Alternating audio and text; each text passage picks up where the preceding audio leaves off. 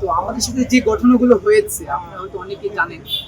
আমাদের গতকালকে বিকেলে হবিগঞ্জের সর্বস্তরের ছাত্র জনতার ব্যানারে আমাদের লোডশেডিং এর প্রতিবাদ, দ্রব্যমূল্যের ঊর্ধ্বগতি এবং দেশের সংকটের নিরসনের প্রতিবাদে আমার একটা কর্মসূচি ছিল এবং এটা পূর্ব নির্ধারিত ছিল।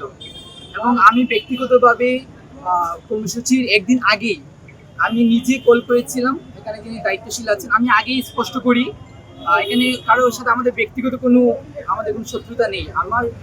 ওনার দায়িত্বশীল জায়গায় নিয়ে আমার কিছু কথা বলার আছে। আমি নিজে কল করে ওনাকে ইনফরমেশন দিই যে ভাই আমাদের এখানে তো আমরা সর্বশেষ ছাত্র ব্যানারে একটু প্রোগ্রাম করছি, তো এখানে আমাদের একটু সহযোগিতার প্রয়োজন হবে, আমাদের একটু লক্ষ্য রাখার জন্য আমি অনুরোধ করি। তো সন্ধ্যার পরে উনি আমাকে আবার কল করে উনি আমার কাছে একটা এক্সপ্লেনেশন চান।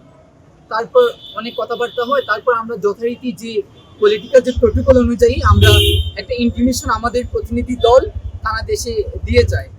তো ইন্টিমেশনটা পাঠানোর পর আমরা সবসময় আমরা যেটা শিখেছি এবং দেখেছি যে এই বাংলাদেশে একটি গণতান্ত্রিক কান্ট্রি, গণতান্ত্রিক দেশে একটা সাংবিধানিক অধিকার প্রয়োগ করতে হলে তো পুলিশের পারমিশনের কোনো প্রয়োজন আমার মনে হয় না দরকার আছে। আমরা একটা সাংবিধানিক অধিকার প্রয়োগ করব, আমরা ইন্টিমেশন পাঠিয়েছিলাম, অবগতি করেছি এবং ওনার আইন শৃঙ্খলা সহযোগিতা আমরা চেয়েছি। কিন্তু প্রশাসন থেকে প্রথম যে কাজটা করা হয়েছে, আমাদের এই ইন্টিমেশনকে রিসিভই করা হয় নাই।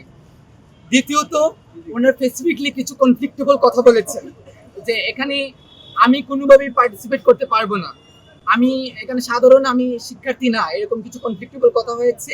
তো আমাদের পূর্ব নির্ধারিত প্রোগ্রাম ছিল, ইনফ্যাক্ট আমাদের একজন সিনিয়র নেতৃত্ব হবিগঞ্জের, যাকে থানাতে প্রায় 4 থেকে 5 ঘন্টা আটক করে রাখা হয়েছিল, বলা হয়েছিল আমি যেন ভিডিওতে এসে বলে এই প্রোগ্রামটি ক্যান্সেল করা হয়েছে। আজকে আমি ক্লিয়ার একটা কথা জানতে চাই আপনাদের মাধ্যমে, এই গণতান্ত্রিক বাংলাদেশ কি পুলিশ রাষ্ট্র হয়ে গেছে নাকি যে পুলিশের কাছ থেকে পারমিশন নিয়ে আমার সাংবিধানিক অধিকার প্রয়োগ করতে হবে? আমরা প্রোগ্রামের জন্য দাঁড়াতেই পারি নাই। জাস্ট আমি এখানে গিয়েছি, ওসি সাহেব ছিলেন, উনি আসলেন, আমি জিজ্ঞেস করলাম যে আমার ভাইদেরকে কেন গ্রেফতার করা হয়েছে।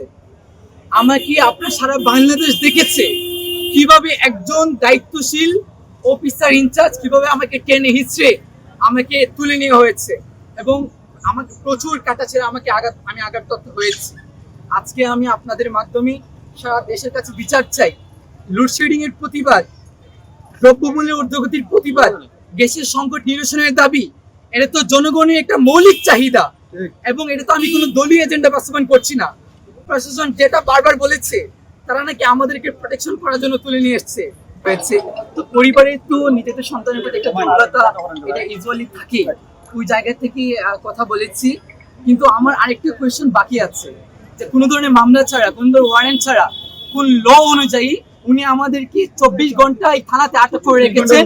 24 ঘন্টা হয়ে গেছে, উনি কোন ল অনুযায়ী আমাদেরকে আটক করে রেখেছিলেন তা আজকে আমরা আপনাদের মাধ্যমে জানতে চাই। আমরা প্রথমেই বলবো যে দেশের জনগণের স্বার্থে আমরা কাজ করছি, রাজপথে আছি এবং থাকবো। দ্রব্যমূল্যের ঊর্ধ্বগতির ওপর এবং এই যে বিদ্যুৎ, গ্যাস, এগুলো যে দিনের পর দিন বেড়ে চলছে, জনগণ যে হয়রানির শিকার হচ্ছে, তার জন্য যদি জনসাধারণরা যদি একটু বিক্ষোভ মিছিল করে, তার জন্য কি তার বিক্ষোভ মিছিলটা বাধা দেওয়া হবে? এটা কোন আইনে আছে? এরকম তো নাই।